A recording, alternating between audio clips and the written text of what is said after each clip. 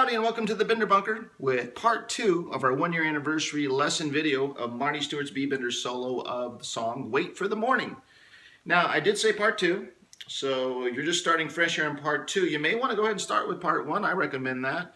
Quick way to do that is a direct link I'm going to drop in right about there. There it is. That'll get you over to part 1.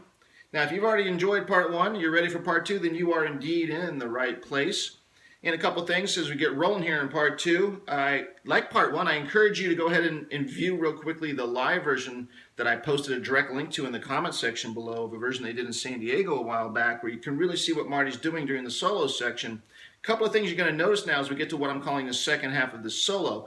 What you'll see in that video, and I suspected from the studio version, but now I could see it in the live version, is Marty's hand drifts down to his pickup selector and he goes over to his bridge pickup. He's pretty much been in the middle position for that first half we learned. Now he's going to the bridge pickup. My hand's just going back with my pick hand to the bridge pickup to achieve similar results, but you'll see that. Next thing you're going to see is as Marty goes into the second half of the solo and he's doing what we call the main riff from part 1, that one, he's not doing it that way anymore. Now you're going to see his hand drift down here to this part of the neck and he's going to do this version of it. So we're going to start there. As his hand goes down and does a different variation on this riff, this is what he does. You're going to start with your index finger on the G string, 7th fret. You're going to pick it once, slide it down to the 6 and back up to the 7. So it's one pick, slide down, slide back up. Okay, once you're there, then you're going to take your middle finger on the B string 8th and pick it.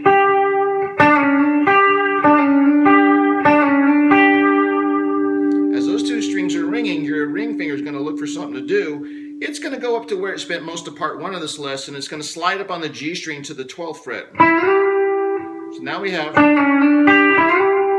alright, when we get there, the index finger is going to be doing most of what it did in part 1, which is drop down and cover the top 2 strings on the 10th fret. Now we've got the index finger covering the top 2, so now we can pick the B string 10 and pick the high E 10. So here's what we know all together.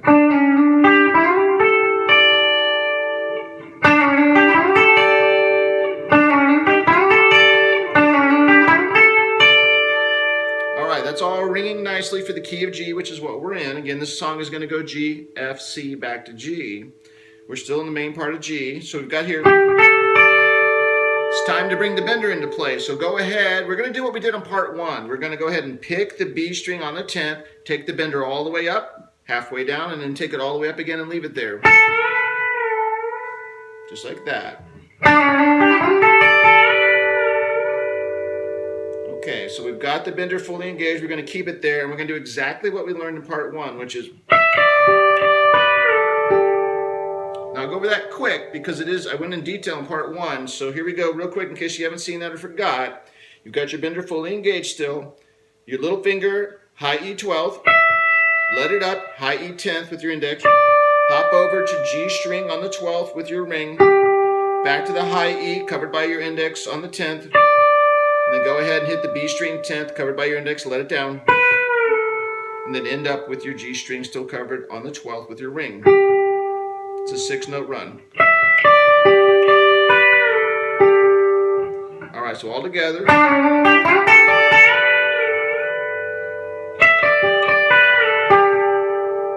So now, last time we went down and did this part, we're still heading to that real estate, but as you'll see in the live version, he switches it up to this.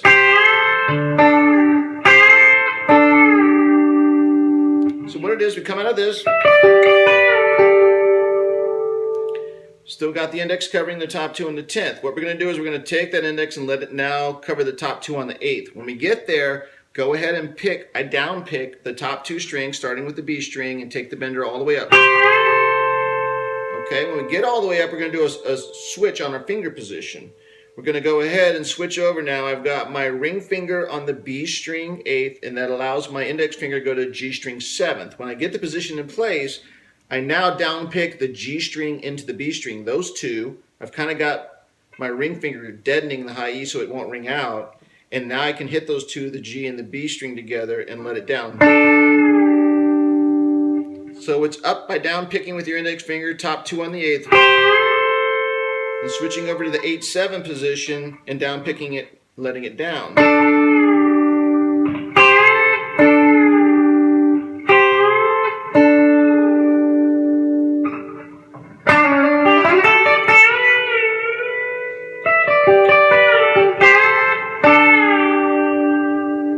Alright, so now we're going to do the riff again. But when we get there, we're going to do a little variation. Like one of the variations I've seen him do in a live version, which is...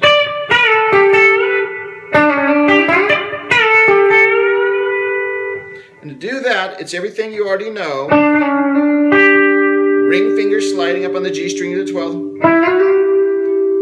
Index finger covering the top 2 on the 10th. But when it covers the top 2 on the 10th, go ahead and jump up and pick the high E 10th. So now we got...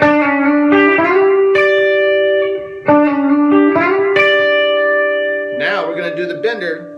That's a B string on the 10th covered by your index, but have a little half bent already bent there so that when you hit the B string on the 10th, it's already engaged and you can let it down. Like that. Then go ahead and hit the G string 12, still covered by your ring.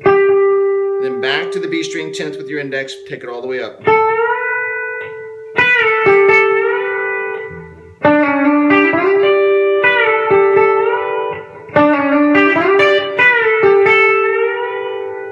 And then now that you've got the bender fully engaged, do the same 6-note run that you learned before, same one we did in part 1 as well.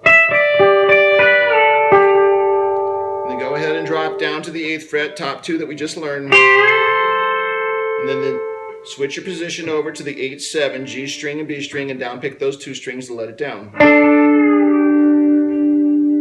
Okay, so that's the main section. The way the variation on the run now he's doing for that main section in G. Now the song is going to go to F. Last time I went to F, we went... He's not doing that. He's going to go to what I call the D shape. Right here, it's a D shape, same as if you made a D chord, top 3 strings of a D chord, and he just moves it up here. And when you move it up here, that's the same as basically F. Since the song's in F, that works. So again, take that D chord shape, move it up here. Again, that's going to put your index finger, 3rd string 5th, ring finger, B string 6, and middle finger, high E 5th. You're making a D chord shape. Now when you get there, here's how this is going to go. That's what we're shooting for. So to do that, we start by kind of just doing a little slide with our index finger on the G string to get to that 5th fret on the G string. By the time we get there, that allows the other 2 fingers to fall into shape on the top 2 strings to make that D chord shape we were talking about. So again, there's the shape, the chord's ready to go. What we do now is we're going to go up to our high E string, but we're going to start by putting our little finger on the high E6 and starting by picking that. Then we let that off, and we just pick down the D chord shape starting with the high E, 1, 2, 3 on the strings down.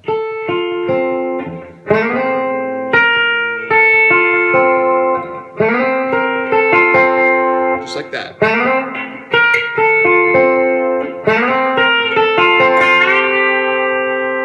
So what I did there is what we just learned. When we get down to that G string on the 5th, as we worked our way down, we go back up to the B string, which is still being held there on the 6th with our ring finger, and we hit it and take the bender all the way up, and they're all ringing together.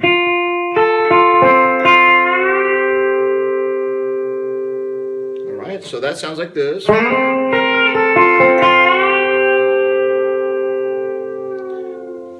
So now we're going to go to the C section on the song, and that's going to sound like this.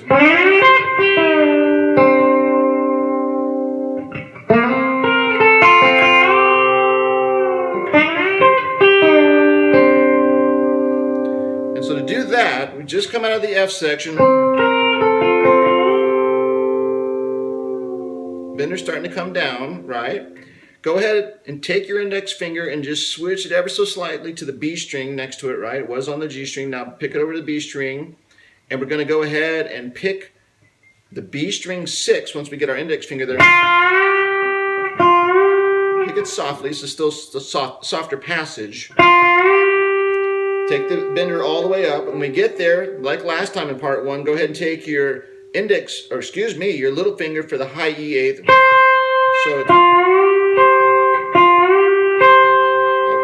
So bender's fully engaged at this point. Keep it that way. Now we've just done those 2 notes with the bender all the way up.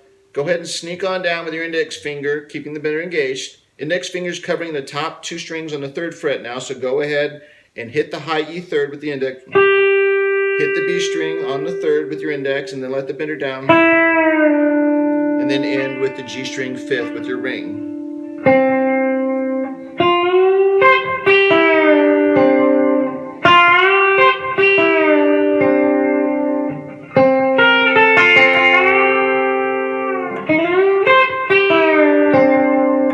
Kind of start that C section with just a little slide in it.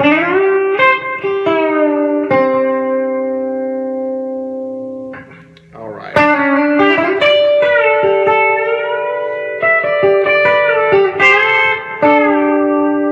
Go to F. C.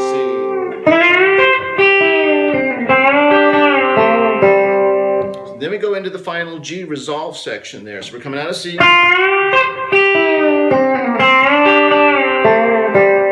So what that is, we just finished,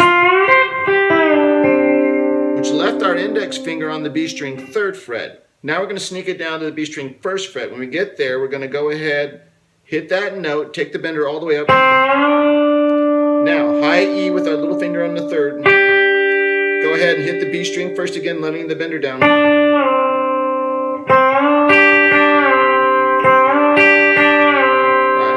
And then like we did in part 1, middle finger comes over to the 3rd string, 2nd fret. Go ahead and note that, third string, 2nd fret, middle finger. Get a little bit of a waggle when you do.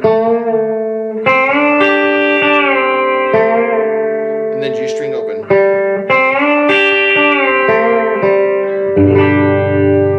So here's the F section, C section, and the final G resolve.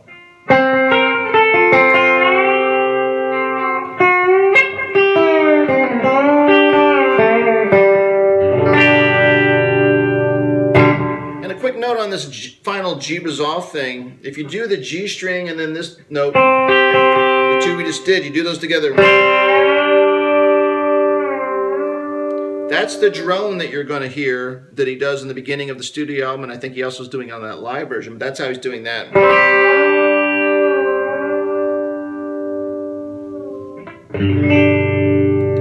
Alright, so I'm going to do all the way down, halfway through the main riff, all the way down, and we'll get on out of here with part 2. Let's try that again.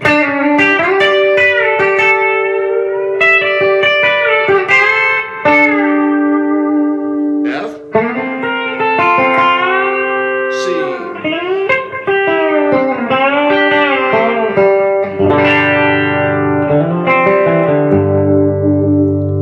and that's me just rolling kind of a fake F chord. That's with the D string open and then 2nd, 3rd. Index finger going up to the, what is that, an F note, that's B string 1st. Then back down on your D string.